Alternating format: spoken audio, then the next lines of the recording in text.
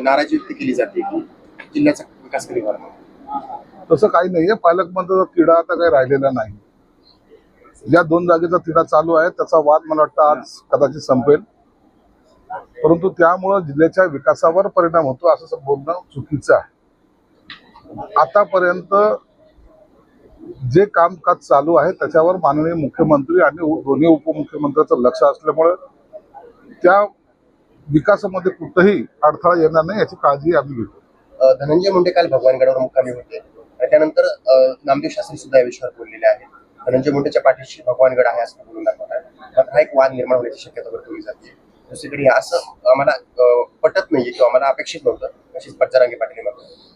नाही बघा, भगवानगडावर गेले, धनंजय मुंडे गेले, चांगलं आहे, काही वाईट नाही. एखाद्या संतांच्या सानिध्यात जाणं याचा राजकीय काही संबंध लावणं काही कारण नाही.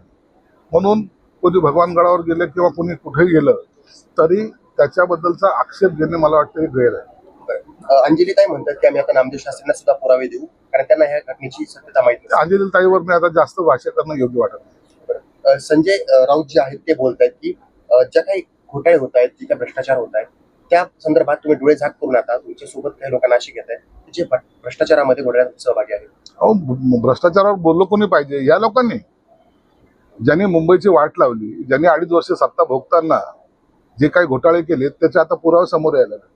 या खिचडी चोरांनी, या कपन चोरांनी आमच्यावर बोलावं हे शक्य नाही ना. म्हणून या गोष्टीवर बोलण्याचा त्यांना नैतिक अधिकार पण नाही.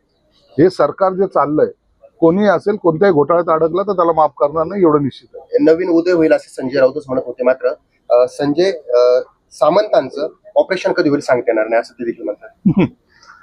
सगळे सामंत आमच्या बरोबर आहेत. उबाटाचं ऑपरेशन कधी करायचं याचा विचार एकनाथ शिंदे साहेब सध्याला करतायत.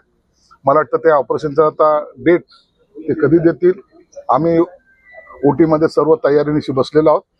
मेन डॉक्टरची वाट पाहतो. डॉक्टर शिंदे आले की ऑपरेशन स्टार्ट होईल. ठळक घडामोडींसाठी देशोन्नती न्यूज चॅनलला सबस्क्राईब करा आणि बेल आयकॉन प्रेस करा. मुंबई, पुणे, नागपूर, मराठवाडा असो का विदर्भ, राजकीय, सामाजिक, शैक्षणिक क्षेत्र असो का क्रीडा, सर्वच घडामोडीचे विश्लेषण पाहायला विसरू नका. फक्त देशोन्नती न्यूजवर.